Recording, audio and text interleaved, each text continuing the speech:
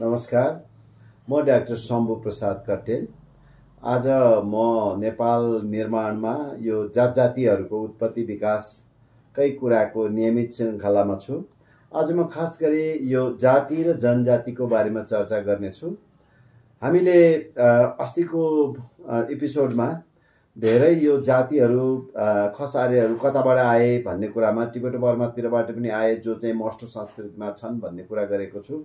र जो मन्दिर संस्कृतिमा रमाएकाहरू खसारे क्षेत्री बाहुनहरू इन्डियातिरबाट आएको कुरा पनि कश्मीरतिरबाट, गढवालतिरबाट, यो कुमाउँतिरबाट पसेको कुरा गरेको छु भने आज म जाति र जनजातिको बारेमा कुरा गर्दछु।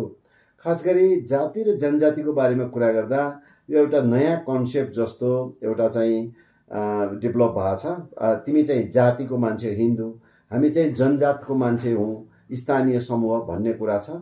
यो कुरा सरासर गलत छ, किनभने जाति र जनजाति भन्ने दुईटा शब्द हामी मानवशास्त्रीले प्रयोग गर्दैनौँ।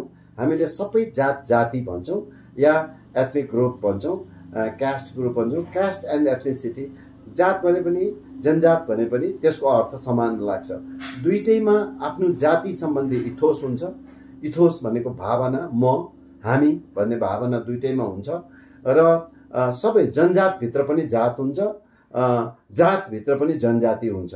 तर 1990 ताका हामी सबै मानिसहरू एउटा चाहिँ यो जात जाति जनजातिको मुभमेन्ट नआइसकेको विश्वव्यापी रूपमा हुनाले हामीले चाहिँ कन्फ्युजिङ परिभाषा, जाति यो हिन्दू धर्म मान्ने, जनजाति यो प्रकृति पूजा गर्ने भन्ने वाह्यात तर्क गरे हुनाले अहिलेसम्म मान्छे अल्मलिएको छ। म के भन्न चाहन्छु भने हिन्दू पनि प्रकृति पूजक हो, बोन धर्म पनि प्रकृति पूजक हो, र जनजातिको धर्म भने पनि त्यो बोनकै एउटा रूप हो, त्यो पनि प्रकृति पूजक हो। प्रकृति पूजक भन्ने बित्तिकै प्रकृतिका सारा जीव र आत्माहरू पूजा गर्ने।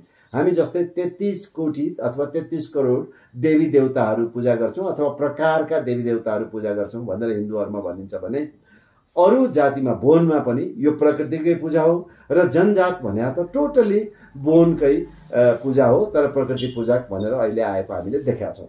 कुरा आयो जाति र जनजातिको बिचको यो फरकमा। जाति कहिले आयो, जनजाति कहिले आयो भन्ने कुरा गर्नुभन्दा पहिला म यहाँहरूलाई महाभारतमा लिएर जान्छु। महाभारत 12 जात जातिको लडाइँ हो है, जात जातिको, मैले जात जनजातिको भन्दिनँ, जात जातिको लडाइँ हो। 12 जात जातिका मानिसहरू मध्ये एक आपसको जातीय लडाइँ, त्यो विविध मान्छेहरूले लेखेको हुनाले त्यहाँ 18 अध्याय छन्, विभिन्न पर्वको रूपमा व्याख्या गरिएको छ। यसरी हेर्ने हो भने हामी के देख्छौँ भने चिदी राज्य भन्ने कथा महाभारतमा आउँछ, त्यो अहिलेको अर्घाँचीको चेदिका जुन मगर राज्य हो।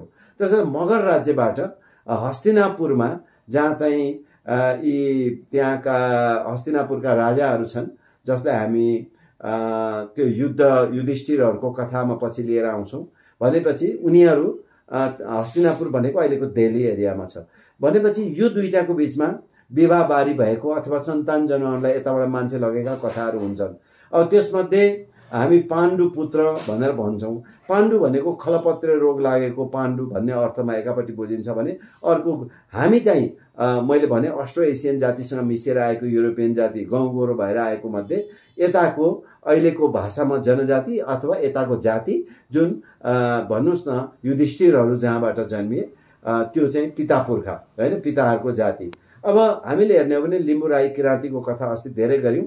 कम्बोडियाबाट आएका किराँतीहरू अहिले पनि आफूलाई खुम्बु, खमेर, पहिला खमेर भन्थ्यो, अहिले खुम्बुवान भन्दै अब उता कम्बोडिया भन्ने जस्तो एउटा पुरानो हिन्दू राज्य हो। भनेपछि यहाँका जुन जाति भन्थ्यौँ हामीले, ती हिन्दूमै विश्वास गर्नेहरू, नेपालको एकदम पौराणिक कालदेखि अध्ययन गर्नुहोस्, नेपाल हिन्दू राज्य हो र उहाँहरू सनातनी हिन्दू मान्नुहुन्छ। हिन्दू भने के हो भन्दा सिन्धु सभ्यता। सिन्धु सभ्यतामा सिन्धुकै मानिसहरूले स नभएको कारणले गर्दा ह भन्ने हुनाले हिन्दू भने हिब्रुजहरूले आफूलाई, हामीलाई सिन्धु सभ्यताको मान्छे भन्दा, हिन्दू सभ्यताको मान्छे भन्दा हामी यहाँका मान्छेहरू जात जातिहरू हिन्दू हुन पुगे। त्यसो गर्दा यहाँको ओरिजिनल हिन्दू जाति भनेको मगर, गुरुङ, राई, लिम्बू अथवा किराँती, यी जातिहरू ओरिजिनल हिन्दू थिए। र हामी पछि युरोपतिरबाट आएको अथवा हाम्रो धर्मशास्त्र अनुसार काश्यप द्वीपबाट आएको अथवा क्यास्पियन सीतिरबाट इरान हुँदै होइन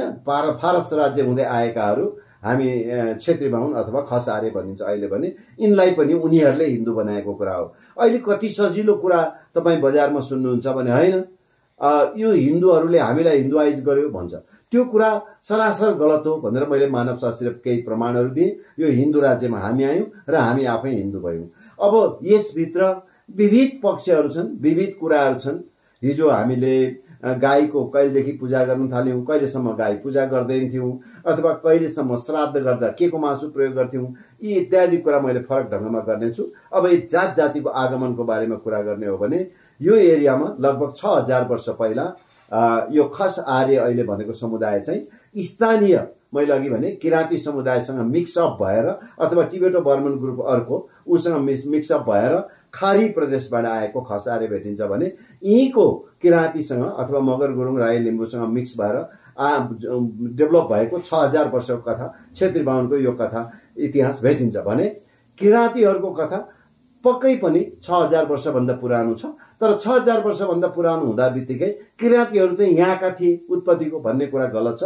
अहिलेसम्म भेटिएको प्रमाण उनीहरूको शरीरमा खोपिने कुराहरू जुन चाहिँ गोद अहिले टाटु भन्छन्, त्यो खोप लगाउने कपडा गरगहना हेऱ्यो भने मलेसिया, पोलिनेसिया, इन्डोनेसिया, फिलिपिन्स, त्यसपछि गएर थाइल्यान्ड, यो एरियामा आजभन्दा 7000 वर्ष अगाडिदेखि नै रैथानेको रूपमा प्रयोग गर्ने र पश्चिममा यो रसिया भन्दा पूर्व र ब्रह्मपुत्र भन्दा पश्चिमतिर खेली हिँड्ने जाति चाहिँ हामीले किराँती जाति भन्छौँ भने हामीभन्दा लगभग 1000 वर्ष अगाडिदेखि यहाँको एउटा रैथाने जाति भनेर हामी भन्न सक्छौँ। तर यही ठाउँको मात्र होइन कि उसको बडा ब्रोडर एरिया